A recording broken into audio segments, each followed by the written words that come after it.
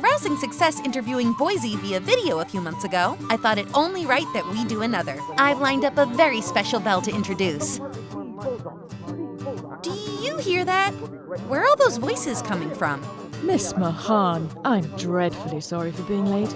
There's a bit of a disruption outside. Bulldog, talk to us, Bulldog. Bulldog, what's going on?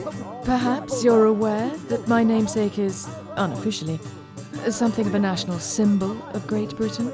Well, yes. It appears as if reporters from a few newspapers overheard that I was giving an interview today. They've asked to join us. Very politely, actually, for newspapermen. Hardly any profanity at all. It sounds like there's a mob outside. I do apologise, but would you mind terribly if I let the reporters in? I'll do my best to keep them under control. Well, it isn't quite the setup I was envisioning, but knowing newshounds, the longer we leave them outside, the rowdier they'll become. Go ahead, let them in. You might brace yourself. That's reassuring. Yes, everyone, you may come in now. Don't stampede, please. Let's not make a shamble of things before we even start. Elliot Davies from Everyone, listen here, right now. I have come here today to introduce myself to a captain of the International Naval Protection Force. I ask that you would show the captain and Miss Mahan of the United States the courtesy of not screaming your questions in our general direction. When I am ready to take a question, I will call on you individually. Do you understand? Yes, ma'am. I'm happy to hear it. Well then, Captain, let me say finally, it's a pleasure to meet you. I have been looking forward to our meeting for some time. I am one of the Royal Navy's B-class destroyers, along with my sisters Basilisk, Beagle, Blanche, Boadicea, Boreas, Brazen, Brilliant, and Keith. Keith? She's a bit of a rebel, that one. I was constructed by the eminently capable shipbuilders at Swan Hunter in Tyne and Wear, and completed on 8th of April 1931. To the surprise of no one in this room, I'm sure, I was named after the most resolute of dog breeds, and a mascot of the United Kingdom itself, the Bulldog. Yes, brilliant. After my commission, my first assignment was with the admirable ships of the 4th Destroyer Flotilla. It was good, productive work. And of course, we spent a long while in Spanish waters as part of the British and French arms blockade during the Spanish Civil War. In March 1939, I was again assigned to the Mediterranean, this time as an aircraft guard ship to the aircraft carrier HMS Glorious. Eventually, the two of us joined Malaya, a battleship, and Daring, a destroyer, as part of a hunting group in the Indian Ocean. I learned a great deal with them, and I trust that those experiences will serve us well during the coming war. Captain, at my fastest I can reach a speed of 35 knots. On board you will find 4 single 4.7-inch Mark 9 guns, 2 single quick-firing 2-pounder Mark II anti-aircraft guns, 2 quadruple 21-inch torpedo tubes, and 20 depth charges at your disposal.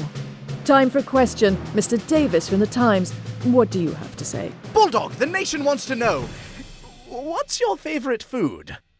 Sorry, I've just always been curious. My favourite food? Why, roast beef, of course. Yes, what? Well, reporters, and Captain, of course, you're in for a treat. I'm going to give you Bulldog's World War II service record.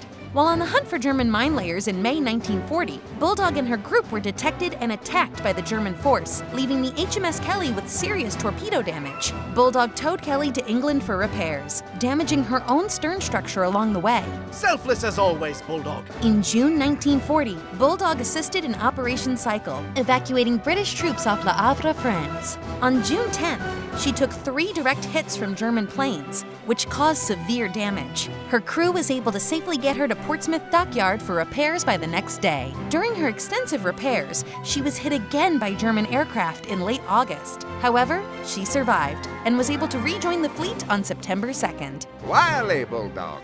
Very wily. In May 1941, Bulldog experienced one of the highlights of her storied career. As a result of her attack on the German submarine U-110, Allied forces discovered the German Enigma coding machine and several German code books. This discovery was a massive find for the Allies and allowed the British government code and cipher school to break the Kriegsmarine naval codes. By Jove. Bulldog was converted into an escort destroyer, with modifications completed in February 1942. Over the coming months, she would escort a number of convoys, as well as take part in Operation Torch in November 1942, where she assisted in escorting British ships engaged in the landings in North Africa. Following a refit in May 1944, she took on escort duties in the Faroe Islands and Scotland's River Clyde. While there, in June, she encountered and sank a German U-boat, U-719.